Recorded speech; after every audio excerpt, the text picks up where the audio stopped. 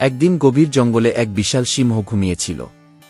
হঠাৎ এক ছোট্ট ইঁদুর দৌড়াতে দৌড়াতে গিয়ে তার গায়ের উপর উঠে পড়ে। সিংহটা রেগে গিয়ে ইঁদুরটাকে ধরে ফেল। সে বলল, তুই আমার ঘুম ভাঙালি, এখন তোকে খেয়ে ফেলব। ইঁদুরটি কাঁপতে কাঁপতে বলল, দয়া করে আমাকে ছেড়ে দিন রাজা, একদিন আমি আপনার উপকার করব কি? সিংহ হেসে বলল, তুই আমার উপকার করবি?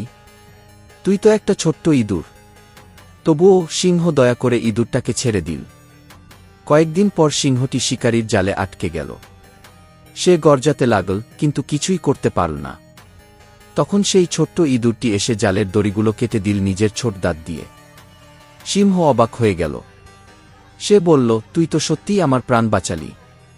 ইঁদুর হেসে বলল, আপনি আমায় একদিন দয়া করেছিলেন, আজ আমি তার প্রতিদান দিলাম। গে শিক্ষা, ছোট বলেই কাউকে অবহেলা করো না। সাহায্য যে কেউ করতে পারে।